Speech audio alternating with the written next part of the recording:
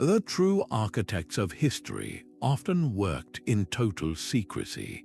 While we remember the great battles and famous rulers, the survival of entire dynasties sometimes depended on a single, covert rescue mission.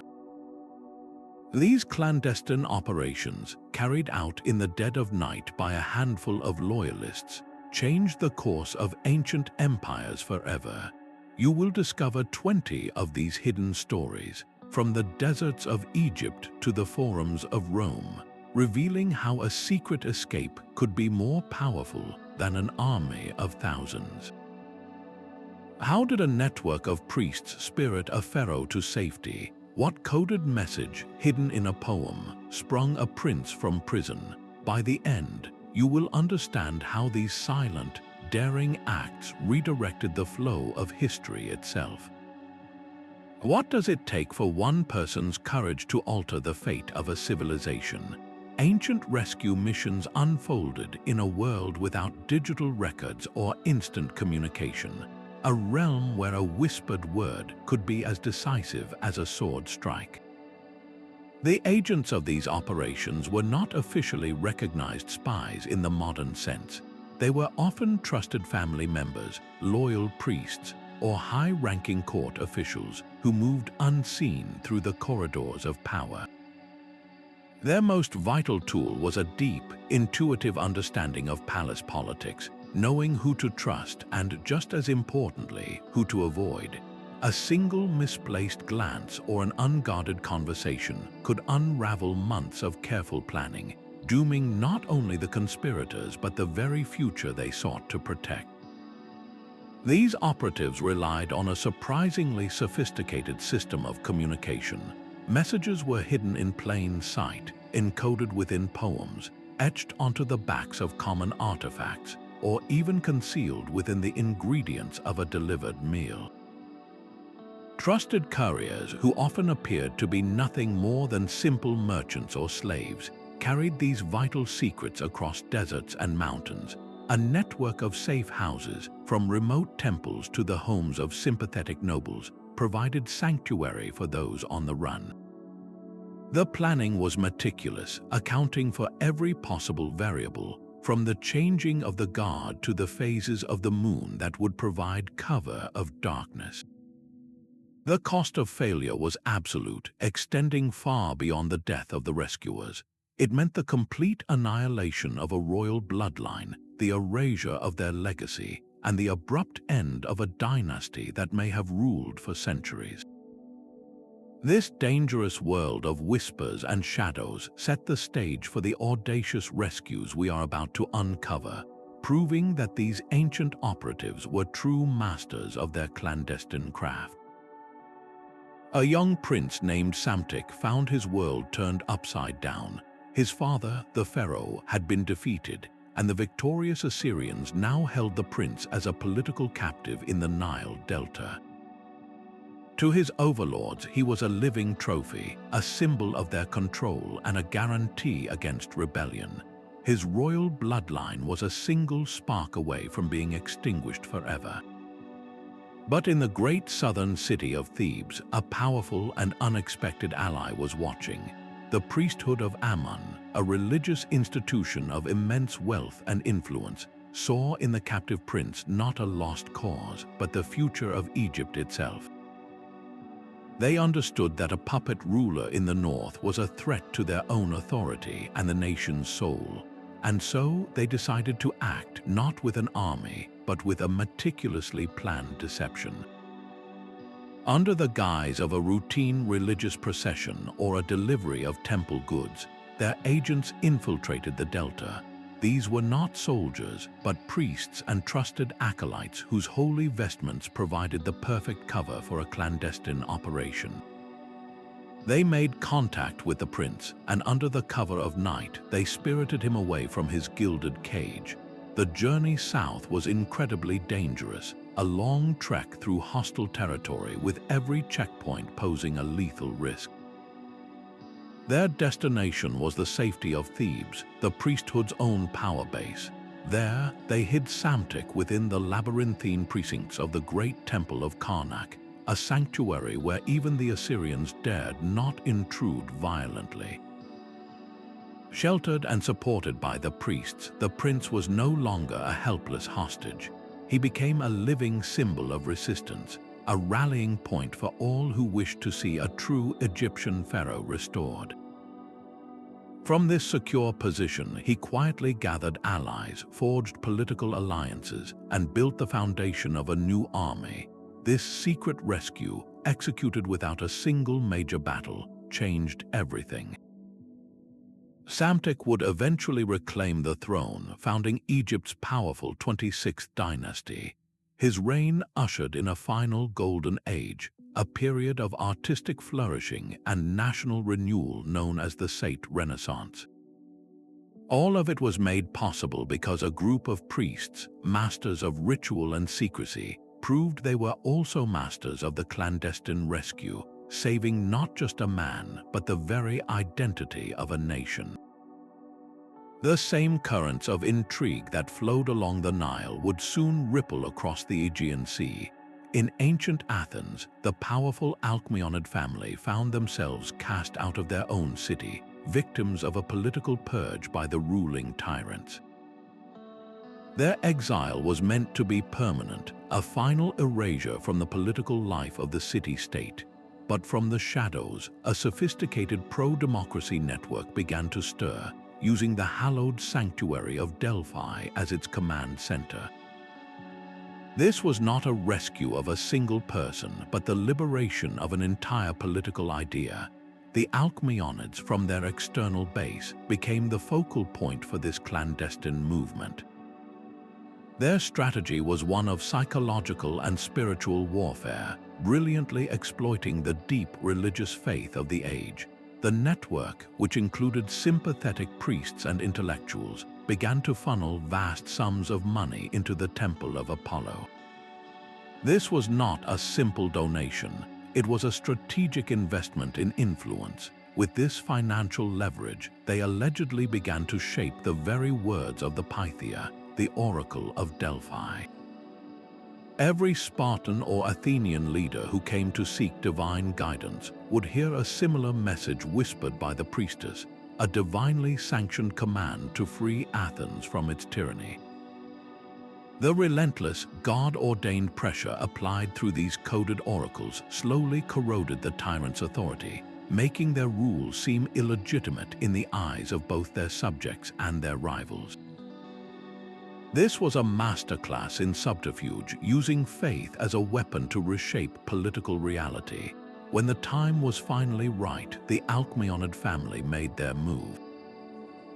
Supported by this underground movement and a Spartan army persuaded by the very oracles they had manipulated, they returned to Athens not as fugitives but as liberators. Their clandestine re-entry into Athenian politics did not just restore a single family. It broke the power of the tyrants and opened the door for the revolutionary reforms of Clandestine, a member of that same Alkymionid clan.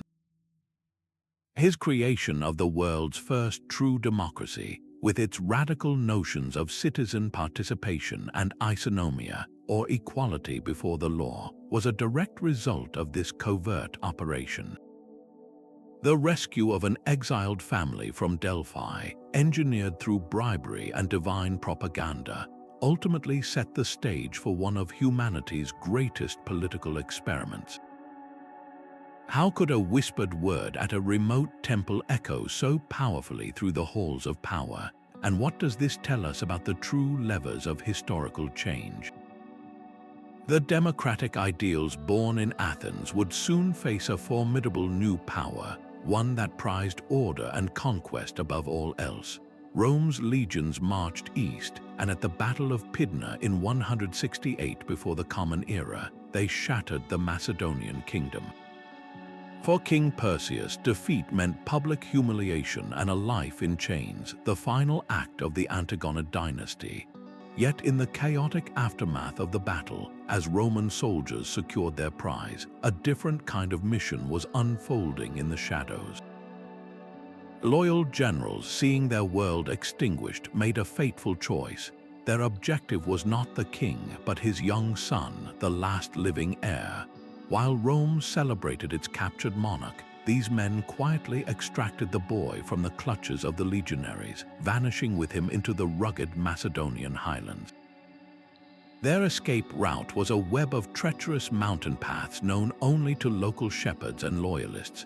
They moved under the cover of darkness, from one remote village to the next, sheltered by families for whom the old Macedonian crown still held meaning. Every Roman patrol on the main roads, every checkpoint in the valleys, was a potential death sentence, forcing the group deeper into the wilderness. This was not a journey to a new kingdom, but to a different kind of existence, one of hidden identity and whispered hope. The boy was more than just a refugee prince. He was a living symbol. His very existence, known only to a trusted network of supporters, became a powerful catalyst for rebellion. For generations after the official fall of the kingdom, his name and the legend of his escape would surface during uprisings. A rebel leader would claim to be the lost heir or to be fighting in his name, rekindling the dream of an independent Macedonia for those who refused to accept Roman rule. This clandestine evacuation, successful precisely because it left no official record, ensured that the spirit of the kingdom could not be so easily extinguished. The memory of a royal line, preserved by a handful of loyal generals on a desperate night journey, proved to be a ghost that haunted Rome's eastern provinces for decades. How does a vanished prince become more powerful in absence than he ever could have been on the throne? While Rome solidified its hold in the west, a drama of escape and survival was unfolding along the eastern end of the known world. The Han dynasty, under the ambitious Emperor Wu, was a crucible of power and paranoia. A prince whose name is lost to the official records that sought to erase him had fallen from the emperor's favor. The sentence was death, a quiet assassination meant to tidy up the line of succession. But a small, loyal faction within the court saw not a disgraced noble, but a vital piece for the empire's future. Their audacious plan turned the empire's greatest project into an escape route. They would use the Silk Road, disguising the prince as a lowly merchant or a servant. They integrated him into a caravan heading west. This was no ordinary trade mission. It was a clandestine rescue operation moving in plain sight, hiding its precious human cargo among bolts of silk and sacks of spices. The journey was a trial by sand and stone. They faced the brutal Taklamakan Desert, a sea of shifting dunes whose name whispered a warning: you go in, but you may not come out. Bandits lurked along the oases, and imperial patrols loyal to the emperor could have unmasked them at any moment. Every checkpoint, every shared campfire with other travelers, was a test of their nerve and their story. For months they pressed on, their survival dependent on the very merchant guilds and frontier guides whose networks the Han court had so painstakingly cultivated.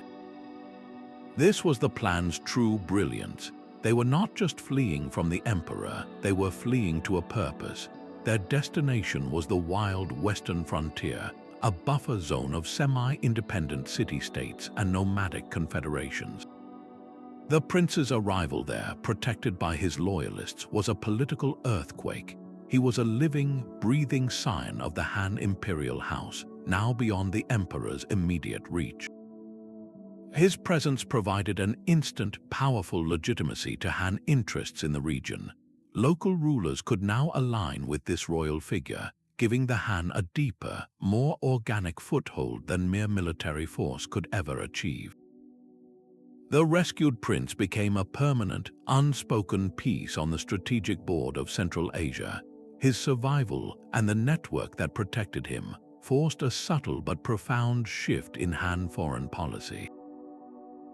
Diplomacy and cultural influence gained new importance alongside the legions, as the court had to acknowledge and engage with the very power base its exiled prince now represented. This secret journey, born of desperation, ultimately helped weave the Han dynasty more deeply into the fabric of the Silk Road, proving that a single life, saved through cunning and courage, could redirect the flow of an entire empire's ambitions. The ingenuity of the Silk Road escape finds a dark echo in the volcanic rock of Pontus. Here, King Mithridates VI waged a decades-long war against the Roman Republic, a conflict so personal it was etched into the very landscape. When a Roman legion finally encircled one of his key strongholds, the situation inside the city walls grew desperate. Among those trapped was a young princess, a daughter or niece of the king, her value as both a symbol and a political pawn immeasurable. Capture would mean a life in gilded Roman captivity, a walking trophy in some future triumph, but Mithridates, a master of poisons and plots, had prepared for this exact scenario. His most audacious exit strategy lay not in the city's defenses, but beneath them. As the siege engines pounded the walls, a small, trusted group escorted the princess through a hidden entrance, likely concealed within a palace basement or a temple storeroom. They descended into a world of total darkness. This was no crude burrow, but a proper subterranean passage, engineered long in advance for precisely this kind of emergency. The air would have been cold and damp, the only sounds their hushed breaths and the distant, muffled thunder of the assault above. They moved single file through the narrow tunnel, their path lit by flickering oil lamps, the journey feeling like a descent into the underworld itself. For hours they navigated this secret artery until finally they emerged onto a secluded cove far beyond the Roman lines. The timing was everything. A ship, its crew composed of the king's most loyal mariners, waited with its sails ready. They did not embark on a calm sea. They used a brewing storm as their ally, the rough waters and poor visibility providing a natural screen against any Roman patrol vessels. The princess was whisked across the Black Sea to the court of a neighboring allied kingdom, a ruler still defiant of Rome. Her disappearance was so complete that to the Romans outside the shattered city, she must have simply vanished from the earth. This engineered vanishing act was a strategic masterstroke. The princess was more than a refugee, she was a preserved bloodline. Her survival allowed the Pontic cause to live on, long after Mithridates' own final defeat. Her very existence in a foreign court provided a legitimate, royal figure around which resistance could be rhetorically rebuilt. More practically, she became a vital piece in the diplomatic game, her hand in marriage forging alliances that kept the spirit of Pontus alive in the halls of other kings. While Roman historians recorded the fall of cities, this clandestine tunnel run ensured that a flicker of the Mithridatic flame was never fully extinguished. How many other such disappearances, lost to the official record, secretly shaped the stubborn resilience of kingdoms that refused to die? The shadowy network that hid a Pontic princess had its counterpart in the misty forests of Gaul. Here, as Roman legions marched northward, a different kind of power structure faced collapse. The Aedui, a powerful Celtic tribe, were torn by internal strife. A high-ranking chieftain, a key figure advocating for a unified Gaulish resistance, was betrayed by a rival faction within his own people and thrown into a hill-fort prison. His capture was a devastating blow, a victory for those who would rather collaborate with Rome than stand against it. But another ancient authority was watching, one that moved through the land like the fog. The Druids, the spiritual and intellectual heart of Celtic society, decided to intervene. This was not merely a political maneuver. For them, the chieftain represented the soul of an independent Gaul, and his rescue was a sacred duty. Their plan was a masterpiece of timing and botanical knowledge. They chose the night of a major religious festival, when the normal rhythms of the hill fort were disrupted by ceremony and celebration. The guards, though vigilant, would be distracted by the feasting and rituals. A small group of Druids, their presence at such an event entirely unremarkable, infiltrated the fort. Their most potent weapon was not a sword, but a carefully prepared herbal concoction. A powerful sedative likely slipped into the guards' wine or food. As the drug took effect, dulling senses and beckoning sleep, the Druids made their move. Using their intimate knowledge of the fort's layout, they located the chieftain's cell. The lock was picked, or the guard at the door was quietly subdued, and the prisoner was freed. They vanished back into the sacred groves, their path illuminated only by moonlight filtering through the ancient trees. The chieftain was not taken to another fortress or a rival tribe. He was hidden within the Druids' own remote enclaves, sanctuaries deep in the forest that were considered inviolable even by the Romans. Sheltered and advised by these learned keepers of tradition, the chieftain's authority was not just restored, it was sanctified. His time in hiding allowed him to rebuild his influence away from the treacherous politics of the court. When he eventually re-emerged, he did so with the undeniable moral weight of the Druidic order behind him. This proved crucial in the volatile years that followed. His leadership, preserved by that clandestine rescue, allowed the Aedui to navigate the impossible tension between outright rebellion and total submission to Rome. He became a pivotal figure, a voice for a measured, strategic resistance that would define the final years of Gaulish independence. The Druids, by saving one man from a hill-fort prison, had briefly but significantly altered the political calculus of an entire nation. While the Druids were guardians of an ancient world, a conspiracy was brewing in the heart of a new one. The assassination of Julius Caesar plunged Rome into chaos, and a 19-year-old Octavian found himself at the center of the storm. He was Caesar's adopted heir, a target painted on his back by the very senators who sought to restore the Republic. His public residence was no longer safe, a fact made chillingly clear by the daggers that had felled his great-uncle. In the shadow of this political earthquake, a covert faction within the Senate itself saw a different future. They feared not Octavian, but the anarchy that would follow if he were eliminated. Their mission was not to spirit him out of Rome, but to hide him in plain sight, right under the noses of his enemies. The operation was a masterpiece of political misdirection.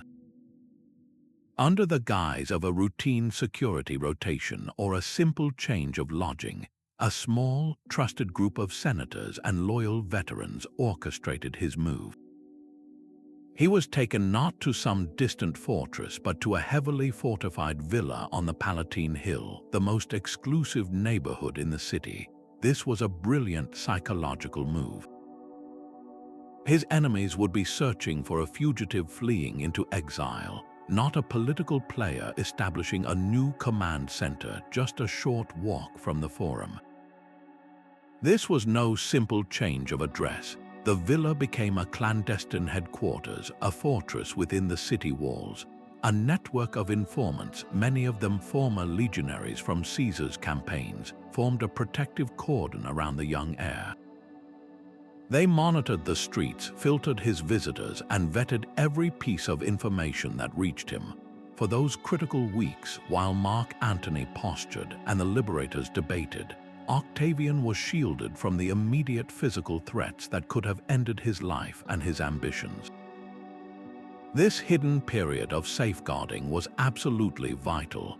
It gave him the breathing room to consolidate his position, to quietly reach out to Caesar's veteran armies, and to begin the delicate political maneuvering that would define his rise. The power he built within that Palatine villa did not just save one young man. It laid the foundation for an entirely new system of government. The rescue of Octavian was the silent, crucial first act in the birth of the Roman Empire. Without that secret relocation, orchestrated by senators who feared chaos more than they feared a single ruler, the world might never have known the Emperor Augustus. How many other turning points in history hinged not on a public battle, but on a quiet, unseen move made in the dead of night? That same reliance on loyal warriors, so crucial in Rome, was tested to its limits far up the Nile. In the kingdom of Kush, a pharaoh awoke to the sound of treachery within his own capital of Napata. A sudden coup, launched by rival nobles, had turned the royal precinct into a death trap. His own guards were compromised, the palace corridors echoing with the clash of steel. Isolated and betrayed, his dynasty seemed moments from ending in a pool of blood on the sun-baked bricks. But one force remained unswervingly loyal, a regiment of the kingdom's legendary Nubian archers. These were not ordinary soldiers. They were the elite, famed for their accuracy and their unwavering devotion to the person of the pharaoh. As the conspirators closed in, the archers did not merely form a protective circle. They became a living, moving fortress. With the pharaoh at their center, they began a brutal, step-by-step fighting withdrawal through the narrow, winding streets of the city. This was not a stealthy escape. It was a desperate, noisy battle of survival, a rearguard action fought under the cover of darkness. The archers used the city's own architecture as their ally, creating choke points at every intersection, their arrows finding targets in the dim light of sporadic torches. Each step toward the river was paid for in blood, their own ranks thinning as they held back the tide of attackers. The sound of the Nile's current grew louder, a promise of salvation. There, hidden in the reeds, a royal barge waited, its crew tense and ready. The final dash from the city's edge to the water was the most perilous moment, a sprint across open ground under a hail of projectiles.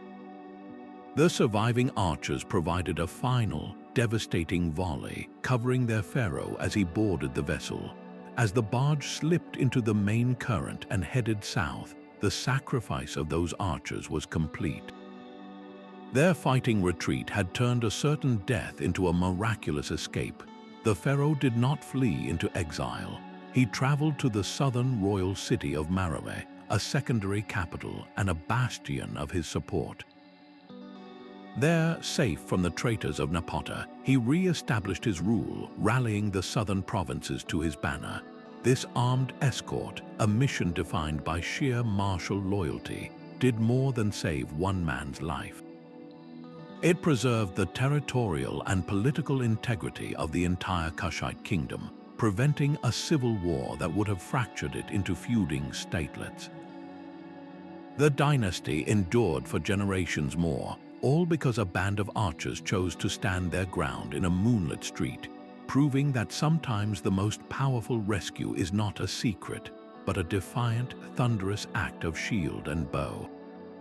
Amidst the smoldering ruins of the Achaemenid Empire, a different kind of war began. The successors of Alexander the Great, the Diadochi, were now hunting the last vestiges of the old Persian royal line. One high-ranking noble, a man whose blood connected him directly to the fallen kings, found himself a fugitive in his own land. Every road was watched, every city gate a potential trap, as Macedonian patrols sought to erase this living symbol of the past. His survival seemed impossible until a most unexpected ally emerged from the merchant classes, a powerful Sogdian trading clan, bound not by recent political alliance but by ancient, almost forgotten oaths of loyalty sworn generations before, made a fateful decision. They would not let the legacy of Cyrus and Darius die in a ditch. Their plan was as daring as it was simple. They would hide the noble in the one thing that moved freely across the new borders, a massive trade caravan heading east into the rugged lands of Bactria. The caravan itself was their camouflage, a bustling, noisy world of merchants, guards, animals, and servants. To the Macedonian inspectors at way stations, it was just another commercial venture. But its official manifests were clever forgeries, listing generic goods while hiding the true, precious nature of its most important cargo. The noble was not given a place of honor. That would have drawn attention. Instead, he was disguised as a slave trader, a role that explained his refined bearing and command of languages while placing him in a position of authority over a group of actors pretending to be his human property. The journey was a harrowing test of nerve. They navigated the brutal passes of the Hindu Kush, where a single misstep could mean a 1,000-foot fall. They endured the searing heat of the Central Asian plains, where dust storms could swallow the entire train. At every stop, the clan's leader would negotiate with local officials, his calm demeanor a mask for the immense risk he carried. A single slip of the tongue, a single curious soldier looking too closely at the false slave trader, and the entire operation would end in a massacre. Yet their audacity succeeded. They delivered the Persian noble to the relative safety of Bactria, a land already beginning to blend Greek and Persian cultures. His rescue was not a prelude to a dramatic military comeback. Its impact was far more subtle and profound. By preserving this legitimate claimant, the Sogdian merchants ensured that the pure bloodline and traditions of the Achaemenids did not vanish. His descendants, living in the heart of the Hellenistic world, became important cultural and political intermediaries. They served as advisors to Greek kings, married into local ruling families, and became living repositories of Persian statecraft and history. Their very existence, a direct result of that clandestine caravan journey, helped facilitate a deeper, more genuine fusion of East and West. The Greco-Bactrian kingdoms that emerged were not merely Greek outposts, but unique hybrid civilizations, and the quiet, ongoing influence of this rescued lineage was a thread woven into their very fabric. A merchant's oath, honored in secret, had subtly shaped the soul of a new world. A different kind of sanctuary lay within the intellectual heart of the Mediterranean. In Alexandria, the royal palace was a cauldron of ambition and murderous intrigue, where a young Ptolemaic heir found himself the target of a ruthless faction within his own family. As assassins closed in, his salvation came not from soldiers, but from a delegation of scholars from the great library. These men of letters were masters of a different kind of knowledge, one that included the building's deepest architectural secrets.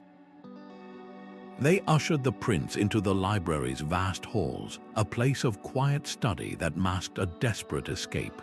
The legendary network of subterranean passages, originally engineered to protect priceless scrolls from the city's humidity and to facilitate their secure transfer, now served a far more urgent purpose. The scholars guided the prince down a hidden stairwell, leaving the world of sunlight and betrayal for the cool, dark silence of the tunnels. Their path was lit by flickering oil lamps, the walls lined with forgotten archives as they moved like whispers beneath the bustling city. This was a rescue powered by intellect and foresight, using a secret map known only to the library's most trusted custodians. They emerged not in a back alley, but directly onto a secluded dock in the great harbor, where a ship, its crew sworn to secrecy, waited with sails ready to catch the night wind. The prince was spirited away to a safe haven in Cyprus or perhaps a loyal Greek city-state, his life preserved by the very institution dedicated to preserving knowledge. This clandestine evacuation had profound consequences. The heir who was saved by scrolls and scholars did not forget his debt. Upon his eventual return to power, he became one of the library's greatest patrons, pouring vast resources into its collections and attracting the finest minds of the era. His reign saw a flourishing of poetry, astronomy, and engineering, a direct continuation of Alexandria's golden age that might have been extinguished in a palace bloodbath. The scholars, in saving a single life from a dynastic feud, had inadvertently secured the future of human knowledge itself. How many other great works of science and literature owe their existence not to a public decree, but to a secret passage and the quiet courage of those who knew its route. A world away from the scholars of Alexandria, fate was being read in the entrails of a sacrificial animal. In the early days of the Roman Republic, the powerful Claudii clan stood on the brink of political oblivion, targeted by a legal prosecution designed to strip them of their status and wealth. Their ruin seemed inevitable, a classic tale of a proud family brought low by jealous rivals. But they possessed an asset no one had fully accounted for, an Etruscan haruspex who was a client of their house. This priest, a master of the ancient art of divination, saw more in the patterns of a liver than just omens for the state. During an official ceremony, while all attention was on the ritual itself, he used the coded language of his craft to pass a clandestine warning to the Claudian patriarch. The message was clear, the threat was immediate and mortal. A public trial would be their end. This was not a prophecy, it was critical intelligence delivered under the perfect cover of religious observance. The family understood they had to act, and act in a way that would seem righteous, not cowardly. They engineered a stunning public spectacle, announcing that the gods themselves had commanded them to abandon their lands and migrate to the city of Rome. It was presented as a spontaneous, divinely inspired exodus, a powerful narrative that their enemies could not easily challenge. This covert relocation, orchestrated from a priest's whispered warning, was a masterstroke of political jujitsu. They arrived in Rome not as disgraced fugitives but as pious nobles heeding a celestial call. The Roman elite, impressed by their apparent devotion and their considerable wealth, welcomed them with open arms. The Claudii were swiftly integrated into the highest levels of Roman society, their past legal troubles left behind in the dust of their old estates. This single act of clandestine communication redirected the course of Roman history. The Claudii family would become one of the most dominant forces in the Republic for centuries, producing consuls, censors, and emperors. The bloodline that would one day include the Emperor Claudius was saved from extinction not by an army, but by a secret message hidden in a religious rite. How many of history's great dynasties owe their longevity not to public victories, but to a single, perfectly timed whisper? The same political cunning that saved a Roman family was forged centuries earlier in the fires of ancient India. Chandragupta Maurya, the founder of a vast empire, found his own capital of Pataliputra closing in around him. A powerful coalition of rebellious satraps, the provincial governors he relied upon, had turned against him, threatening to strangle his reign in its cradle. The Grand Palace was no longer a seat of power but a gilded trap. His brilliant advisor, Chanakya, understood that a direct confrontation would be suicide. Their only path to survival was a complete and total disappearance. Under the cloak of a moonless night, Chanakya set his plan into motion. He first deployed a carefully prepared decoy, a loyal bodyguard dressed in the emperor's own robes, who made a conspicuous show of inspecting the city's outer walls. This theatrical diversion drew the eyes of every conspirator, creating a crucial window of opportunity.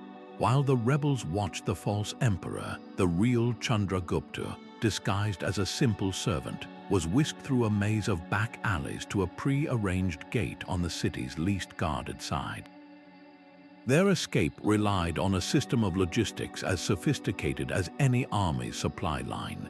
Chanakya had established a clandestine network of relay horses, stationed at remote farmhouses and forest outposts along a secret route known only to a handful of sworn loyalists. The emperor and his small retinue would ride one set of horses to exhaustion, then switch to fresh mounts at the next hidden station, maintaining a blistering pace that no pursuing force could ever hope to match. They were not just fleeing, they were executing a precise, pre-planned withdrawal to a fortified mountain retreat, a secure bastion where Chandragupta could catch his breath and reassess his crumbling empire.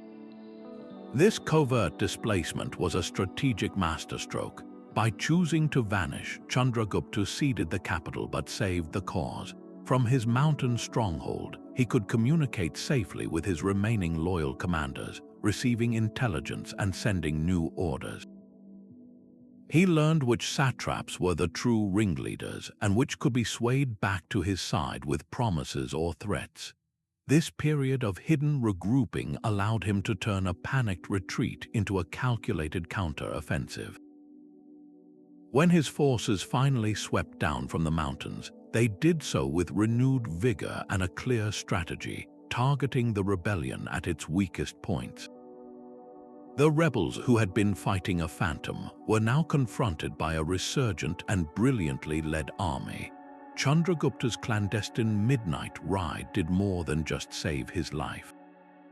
It saved the entire Mauryan enterprise, allowing him to crush the insurrection and solidify a control so absolute it paved the way for one of the largest empires the Indian subcontinent had ever known.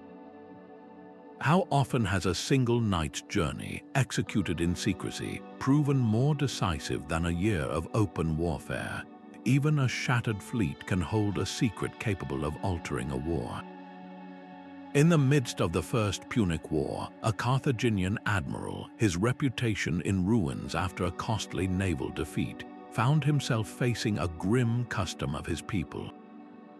Failure on such a scale was often met with crucifixion, a brutal end meant to appease the gods and placate a furious senate.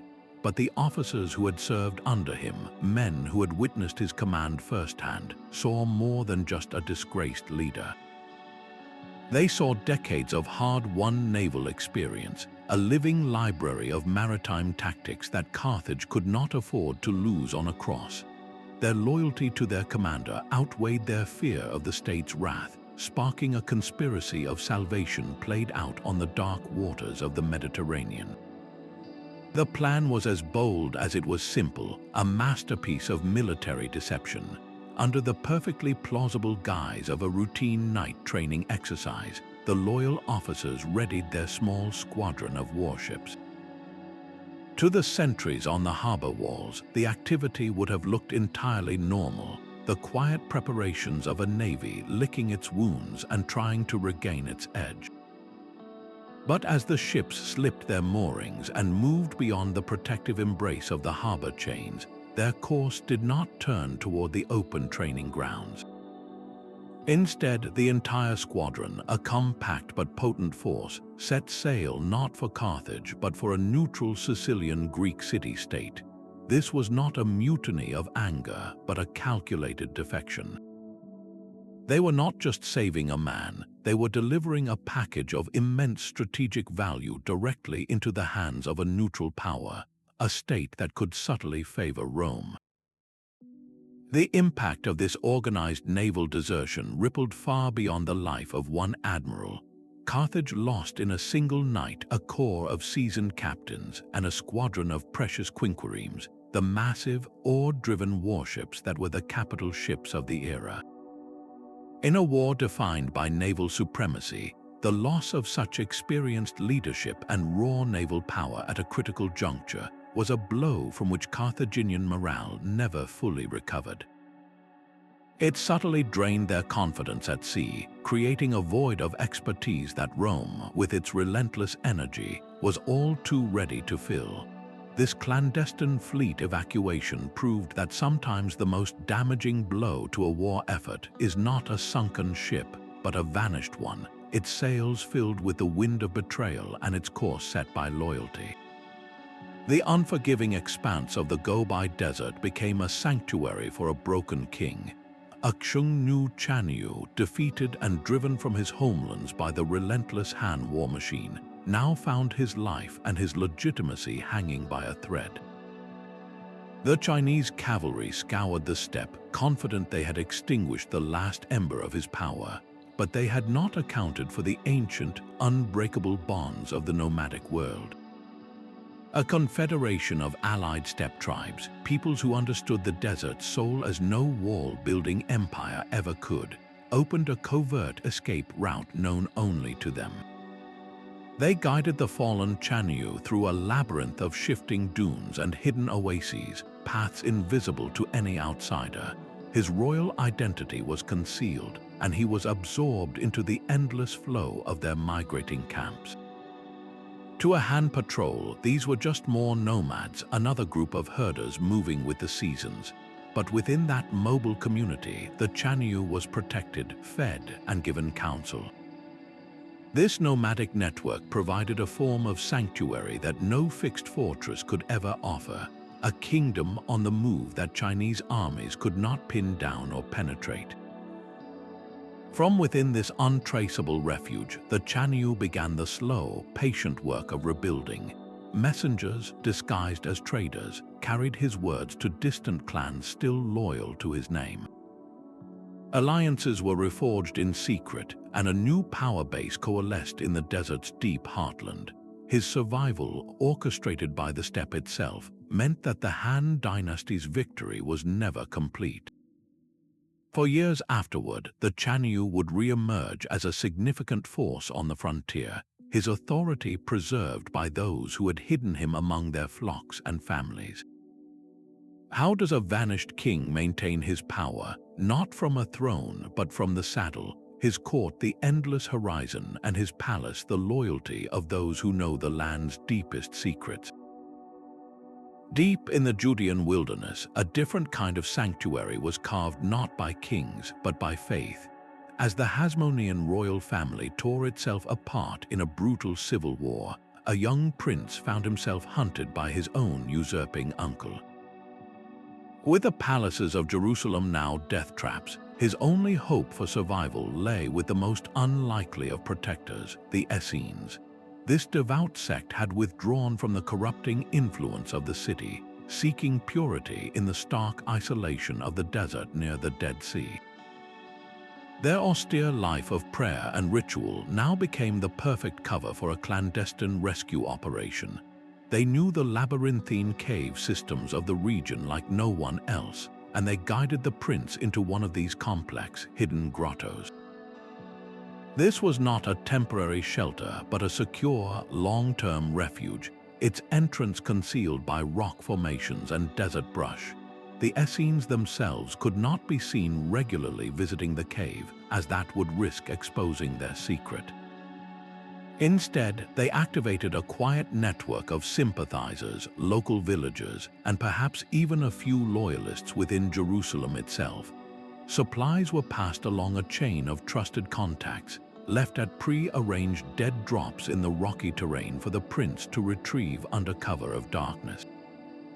For months, perhaps even years, the prince lived as a ghost, his existence known only to this devoted few. His survival was a quiet act of defiance against the usurper in Jerusalem. By preserving this legitimate heir, the Essene community was making a profound political statement, choosing spiritual and dynastic legitimacy over the raw power of the usurper.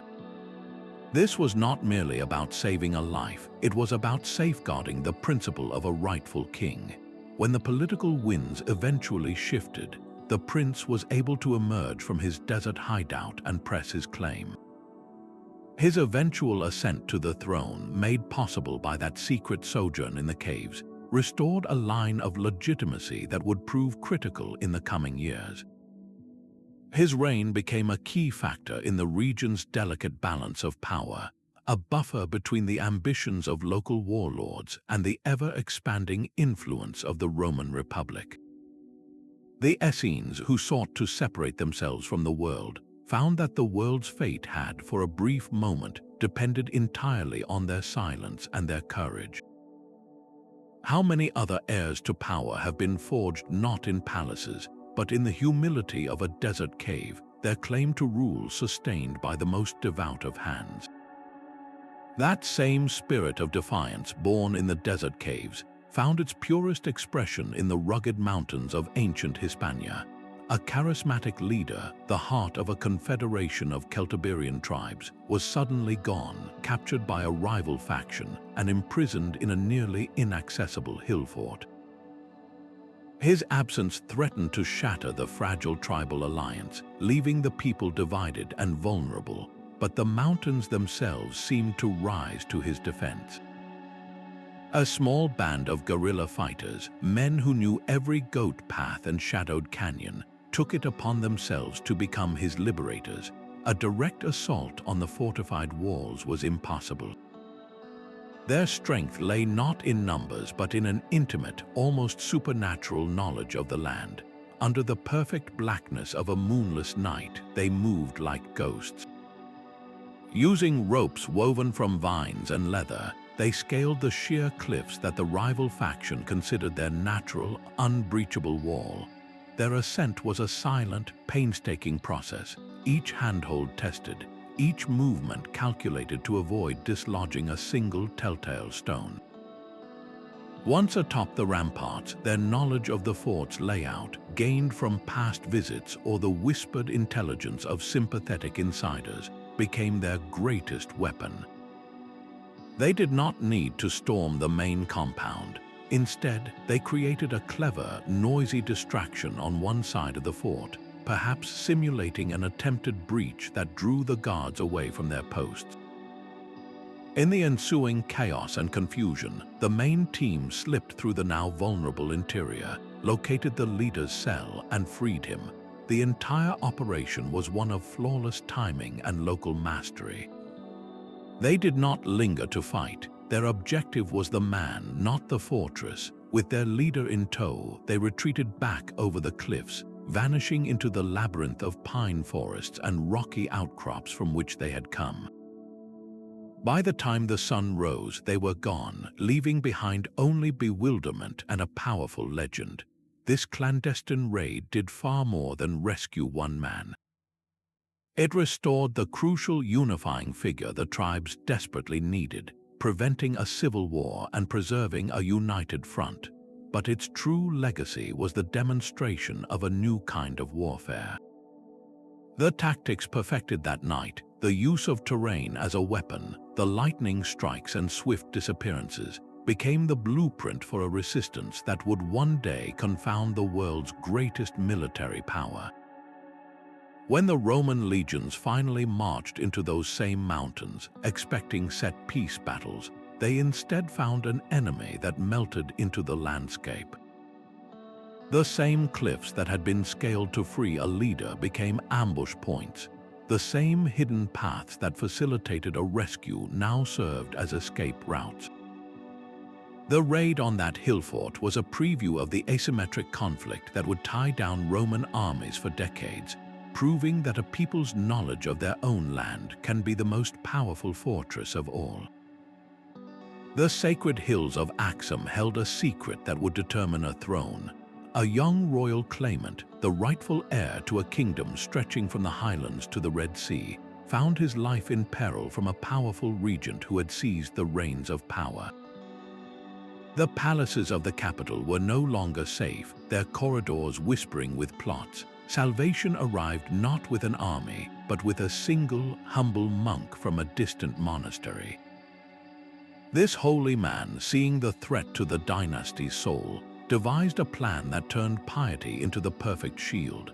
He announced a grand pilgrimage to a revered holy site, a journey that would take his entire monastic party across the kingdom's borders. The royal claimant was given the simple robes of a novice, his royal bearing hidden beneath coarse cloth. His hands, accustomed to holding a scepter, now clasped a pilgrim's staff.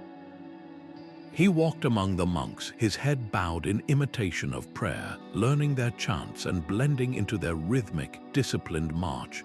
The sanctity of the pilgrimage was their most powerful armor. In a deeply Christian kingdom, to interfere with a group of monks on a holy journey was an unthinkable sin, a direct offense against God. The regent's soldiers, stationed at key crossroads and mountain passes, would have looked upon the traveling brothers with reverence, not suspicion. They saw only devotion, never guessing that the future of the Axumite dynasty was walking right past their watchposts, his face obscured by a hood and his identity erased by faith. This religious camouflage provided a safe, unimpeded passage out of the kingdom's heartland. The pilgrim band did not stop at the holy site. They continued on, their true destination being the court of a neighboring allied state, a kingdom bound to Axum by trade and old treaties. There, the claimant could shed his disguise and stand revealed. His arrival was a political earthquake, transforming him from a fugitive into a diplomat and a rallying point. With the support of his hosts, he gathered resources, forged alliances, and built the foundation of a return. The monk's pilgrimage cover had done more than save a life. It had preserved the legitimate line of succession, allowing the claimant to eventually return and reclaim his birthright, securing the throne for his bloodline and ensuring the kingdom's stability for another generation. How many other heirs have walked to safety not on a road of intrigue, but on a path of faith, their escape blessed by the very gods their enemies claimed to worship? The myth of Atlantis may hold a shard of truth buried deep beneath the waves. On the island of Thera, a volcanic fury was building that would soon unleash one of the most catastrophic events in human history. As the earth groaned and the sea began to boil, a Minoan ruling family faced an existential threat far greater than any human enemy. Their entire world was literally coming apart. In this moment of planetary chaos, a loyal naval squadron made a fateful decision. Their mission was not to fight, but to flee, executing a desperate maritime evacuation ahead of the apocalypse. They had to outrun the very elements. As the volcano entered its final, cataclysmic phase, these ships sliced through the water, their course set for the open sea. They were racing against the collapse of the island itself, against the towering tsunamis that would soon radiate outward, scouring the northern coast of Crete and devastating its proud palaces. The sky would have turned black, the air thick with abrasive ash, making every breath a struggle and navigation a nightmare. This was a rescue operation on a geological scale. Where could they possibly go? The fleet likely dispersed to various surviving Aegean centers, perhaps the coastal strongholds of the emerging Mycenaean culture on the Greek mainland. Their arrival would not have been that of conquering heroes, but of shell-shocked refugees, yet they carried something invaluable. They brought with them the refined knowledge of a sophisticated civilization, the advanced maritime technology, the intricate palace bureaucracy, and the artistic styles that defined the Minoan Golden Age. The rescued lineage, a family of master seafarers and administrators, would have been a precious resource. Their very presence and survival lent them an aura of authority and divine favor. It is deeply plausible that these displaced rulers and their descendants became integrated into the rising Mycenaean power structure, acting as advisors, artisans, and even marrying into local elite families. They became living conduits, transferring the soul of Minoan culture into the bedrock of what would become classical Greece. The iconic Megaron halls of Mycenaean palaces and their adoption of Minoan-inspired frescoes and religious symbols may not simply be the result of trade or imitation. They could be the direct legacy of a clandestine sea escape, a desperate flight that carried the embers of one civilization to safely seed the next. How many other cultural renaissances began not with a victory, but with a terrified, brilliant retreat across a burning sea?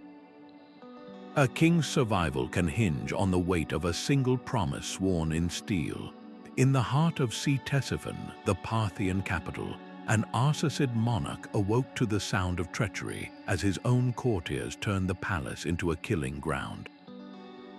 Surrounded and outnumbered, his reign was moments from ending in a darkened corridor, but his salvation was already clad in iron, his personal guard of cataphracts. These were not ordinary soldiers, they were the empire's military elite, encased in lamellar armor from head to toe, and each man was bound by a sacred, personal oath that placed the king's life above their own. As the conspirators closed in, the cataphracts did not form a passive shield. They became a moving avalanche of iron and flesh, a desperate, fighting wedge that drove directly into the heart of the ambush. Their objective was not to hold the palace, but to punch through the enemy lines and reach the royal stables. The battle through the city streets was a brutal symphony of clashing metal and war cries, the cataphracts using their sheer mass and discipline to bulldoze a path through the chaotic melee. Reaching the stables was only the first step. They secured the king onto the swiftest royal horse, a creature bred for speed and endurance. Then, with their sovereign at the center of their formation, they turned their charge toward the main city gates. This was the most perilous phase, a headlong sprint through streets now choked with rebels, every intersection a potential death trap. Their lances and long swords worked tirelessly, carving a crimson path through the opposition until finally, the great gates loomed before them. Bursting forth into the open desert, they left the chaos of the city behind, their heavy armor glinting under the relentless sun. This violent extraction, a masterclass in absolute loyalty and focused force, saved more than a man. It saved the legitimate Arsacid line. The king, protected by his cataphracts, did not simply flee into exile. He rode directly to the eastern provinces, the heartland of his most loyal satraps and their standing armies. His survival was a rallying cry, proof that the rebellion had not succeeded. With this core of unshakable cataphracts as his vanguard, he gathered a formidable force and returned to Ctesiphon not as a fugitive, but as an avenging monarch. The rebellion, which had seemed so powerful within the palace walls, crumbled against the restored king and the army that marched with the moral authority of his rescue. The cataphract's oath, honored in a storm of steel, had preserved a dynasty. A court poet's pen can be mightier than any sword, and in the Gupta Empire, it became the key to a kingdom's future. While the royal court appeared serene, a silent coup was unfolding as a powerful minister falsely accused the crown prince of treason, securing his imprisonment in a remote, heavily guarded fort. The prince's loyalists were scattered and terrified, with any overt action certain to lead to their execution. Their only hope was a man whose weapon was language itself. The court poet, a respected figure known for his lyrical verses on nature and love, began to compose and circulate new works. To the minister and his spies, these were simple, beautiful odes to the coming monsoon, filled with imagery of dark clouds, peacocks dancing, and the life-giving rain. But to the initiated, each line was a meticulously crafted instruction. A reference to a banyan tree standing alone was not a scenic detail, but the location of a secret rendezvous point. A line about the first flash of lightning at the midnight hour was not a metaphor, but the precise moment to strike. The poet used the rhythm of the verse itself to encode the plan, the syllables counting out the days until the rescue. These seemingly innocent poems were memorized and recited in tea houses and marketplaces, their true message passing unseen from one loyalist to another, rebuilding the prince's network under the very nose of his enemies. The plan culminated on a night when the skies opened in a torrential downpour, exactly as the verses had foretold. The poet's weather imagery had been both a code and a practical prediction. The guards huddled against the storm were blind and deaf to the shadows moving through the sheeting rain. The loyalists, their movements synchronized by the poet's words, scaled the slick walls, neutralized the sentries, and extracted the prince from his cell. The roar of the storm drowned all sound of their escape, the very weather itself becoming their most powerful ally. This jailbreak, orchestrated through metaphor and meter, did more than free one man. It prevented a devastating civil war that would have torn the Gupta Empire apart at the height of its golden age. The prince returned to the capital, exposed the minister's treachery, and secured his rightful place on the throne. His reign would go on to be a period of unparalleled cultural and scientific achievement, a flourishing of mathematics, astronomy, and art that defined classical India. All of it hinged on the clandestine genius of a poet who weaponized his art, proving that the most powerful conspiracies are not always whispered in back rooms, but sometimes sung aloud for all to hear, their true meaning hidden in plain sight. From the shifting dunes of Egypt to the marble forums of Rome, these 20 clandestine missions reveal a startling truth. The grand narrative of history, so often focused on public battles and open decrees, was frequently redirected in the deepest shadows. These operations were far more than simple escapes. They were meticulously planned strategic endeavors that preserved royal bloodlines, safeguarded revolutionary ideologies, and protected the very essence of entire cultures from being erased. They remind us that the human qualities of courage, unwavering loyalty, and pure ingenuity are timeless forces, as powerful and relevant today as they were thousands of years ago. The next time you study the dramatic rise and fall of an ancient dynasty, remember to look for the whispers between the lines of history, for the quiet stories of those who risked everything in the dark. If these hidden stories of secret rescues and silent heroes captivated you, subscribe for more deep dives into the forgotten corners of our past. We would love to hear which of these clandestine missions resonated most with you, so share your thoughts in the comments below.